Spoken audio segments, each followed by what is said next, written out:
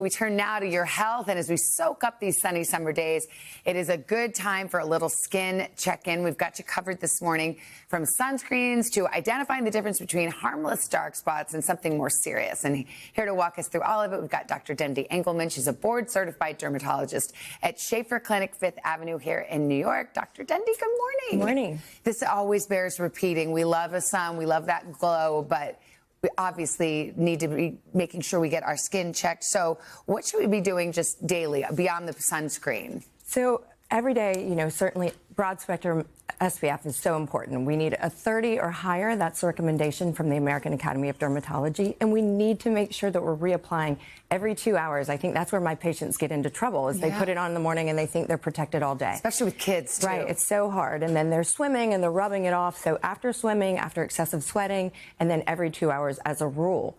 The other thing we can do is wear UPF clothing, so UV protective clothing, which is great. They have hats, shirts, pants, and that really is great if you're working in the yard. It's hard to get it all over, and this is a good way to protect your skin without even having to apply sunscreen.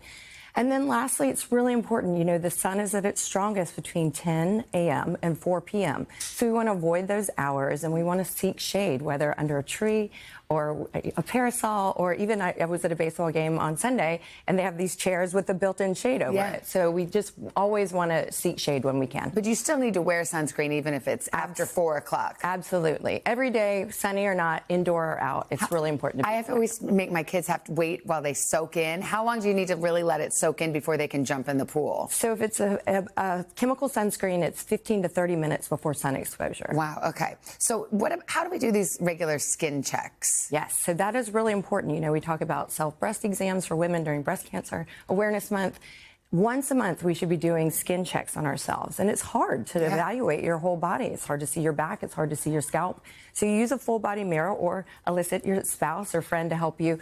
When your hair is wet, it's easier to evaluate your scalp. So you can use a comb to evaluate your scalp, the tops of the ears, behind the ears, between the fingers. And what are we looking for?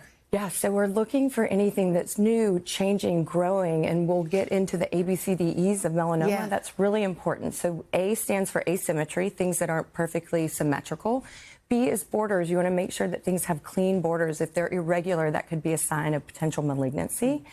Multiple colors, if it's brown and white and red and black, that's a bad sign, and we want to make sure that we get those checked.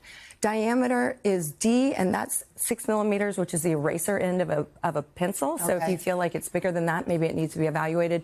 And the most important one is evolution or changing. If you've seen that you've had a beauty mark forever and now it's growing or acting up or bleeding, those are reasons to seek your board-certified dermatologist's help. So melanoma is the skin cancer that we worry about.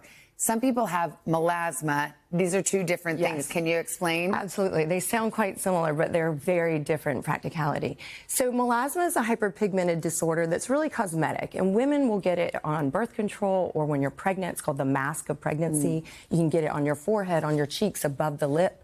It's not itchy. It's like brownish gray. It's more confluent patches, and it's really a cosmetic concern, but not a malignant one. And we can treat that in office with lightening agents. You certainly need SPF every day to protect against this, or lasers can also help, but it is not malignant melanoma, which is really dangerous, and that's the skin cancer that is often confused, and that's the one that we talk about. If we use the ABCDE criteria here, that's a classic example. That's a classic example of a dangerous skin cancer that has irregular borders, multiple colors. It's not perfectly symmetric. This one, I would say, is bigger than 6 millimeters. And when we're seeing this change, we don't want to wait. The key is early detection. So if you see that there's something changing or that looks funny, doesn't mean it's cancer, but it definitely needs to be checked out. And if you do have a melanoma, what are some of the treatment options? So there are many now, and thankfully we've had huge advances in metastatic melanoma, where that used to really just be like, go home and get your affairs in order. The reality is we have amazing treatments now. First and foremost, we're going to surgically remove it in almost every case, and they take a margin around the lesion in order to make sure that all the cells are out. If it's superficial melanoma in situ, meaning very thin, you can do Mohs surgery, which is a fellowship that I did where you use the microscope to trace out the lesion of the cancer. And that's great for face, hands, neck, genitals, and areas where we don't have a lot of skin to spare, because it's the most tissue preserving and the most cosmetically elegant way to remove skin cancers. And then we have immunotherapies based on genetics of the melanoma itself. There are huge advancements in this space.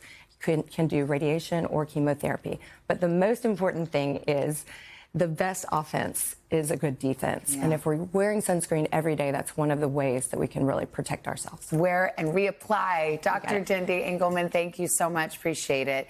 Hey, thanks for watching. And don't forget, you can catch the Today Show every morning on NBC or take Today when you're on the go. Just follow the Today podcast on Apple Podcasts, Spotify, or wherever you listen.